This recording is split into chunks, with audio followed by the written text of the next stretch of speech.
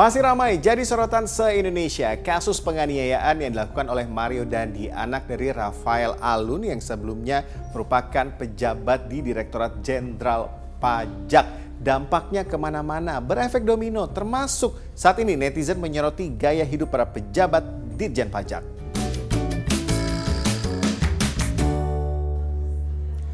Kini bukan lagi soal harta kekayaan dari orang tua Mario Dandi. Netizen sekarang menyoroti hobi motor gede sejumlah pejabat Ditjen Pajak termasuk Dirjen Pajaknya Suryo Utomo. Sampai-sampai ada komunitasnya loh.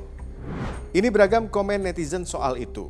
Sampai-sampai nih ya, lewat media sosialnya, Menteri Keuangan Sri Mulyani akhirnya menginstruksikan klub motor gede atau MOGE pegawai Direktorat Pajak Kementerian Keuangan dibubarkan.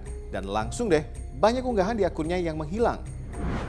Sri Mulyani juga minta kepada Dirjen Pajaknya Suryo Utomo untuk menjelaskan jumlah kekayaannya dan sumbernya.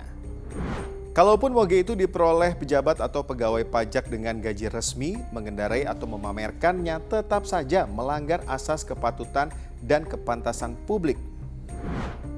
Jika mengutip dari laman LHKPN, laporan terakhir kekayaan Suryo Utomo tahun 2021 ini mencapai 14,4 miliar rupiah. Apa saja? Ada tanah dan bangunan senilai 14,1 miliar rupiah. Kemudian alat transportasi dan mesin senilai 947 juta rupiah. Kemudian ada harta bergerak lainnya senilai 1,5 miliar rupiah. Serta kas dan setara kas hampir 2,8 miliar rupiah. Dan Suryo Utomo memiliki utang 5 miliar rupiah. Emang sih sebagai Dirjen Pajak, Suryo Utomo memiliki pendapatan lebih besar dibandingkan ASN lainnya di Indonesia. Itu juga pernah diakuinya sendiri. Tapi apakah itu bisa dijadikan alasan pejabat publik bisa bergaya hidup mewah? Kementerian Keuangan atau khususnya Ditjen Pajak itu dalam bahasa publik disebut sebagai Kementerian Sultan, Mbak. Kementerian Sultan karena mereka itu memperoleh tunjangan yang tertinggi. Itu dasarnya apa? Dasarnya di dalam Perpres nomor 37 tahun 2015, di mana para pegawai pajak, Ditjen Pajak itu karena tugasnya sangat berat dalam rangka mengumpulkan pajak, sehingga mereka diberikan tunjangan kinerja tersendiri yang nilainya memang tertinggi dibandingkan kementerian-kementerian atau dirjen yang lainnya, Mbak. Meskipun dia tunjangannya besar, tapi tidak boleh bermewah-mewahan, kemudian foya-foya, menampilkan perilaku hedonis, kemudian juga pamer kekayaan yang menyebabkan kecemburuan di masyarakat. Karena itu ini satu perbuatan yang dilakukan oleh pegawai Ditjen Pajak itu Ditjen Pajak itu sudah dianggap melanggar kesantunan publik menurut saya, Mbak. Sekarang kita dengerin apa kata masyarakat. Yang namanya kita sudah menjabat di salah satu instansi publik, otomatis kita juga jadi public figure di instansi tersebut gitu. Jadi kurang lebih ya kita lebih banyak menyesuaikan dan juga lebih banyak memberikan contoh yang baik lah buat bawah-bawahannya gitu. Di laporan pajaknya juga nggak ada mereka beli segala macam itu kan yang dipermasalahin. Kalau mereka punya gaya hidup mewah seperti itu nggak dibuka ke publik. Padahal kan itu sebenarnya di-require berdasarkan hukum untuk buka semua harta kekayaan pejabat publik gitu. Lebih didisiplinin lagi, dicek lagi keuangannya, anak buahnya semuanya, biar lebih gimana ya? Jadi opini publik tuh nggak enak banget sih terkait jajaran, apalagi sensitif banget keuangan.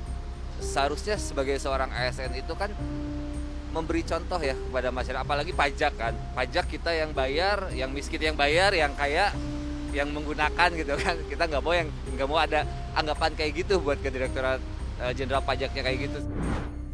Mencuatnya gaya hidup mewah sejumlah pejabat Ditjen Pajak ini merupakan buntut dari kasus penganiayaan yang dilakukan oleh Mario Dandi, anak dari Rafael Alun Trisambodo yang memiliki kekayaan 56 miliar rupiah, lebih besar daripada laporan kekayaan atasannya. Nah, dari data yang dilaporkan, kekayaan Rafael ini meningkat 35 miliar rupiah dalam kurun waktu 10 tahun. Banyak yang menyoroti akhirnya kekayaan dari Rafael, apalagi ada transaksi yang mencurigakan seperti yang dilaporkan oleh PPATK.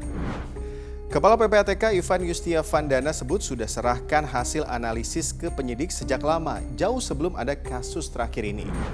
Ternyata udah dari tahun 2012, 11 tahun yang lalu, Indonesia Corruption Watch pun mempertanyakan sistem investigasi kekayaan pegawai pajak utamanya yang memiliki jabatan tinggi.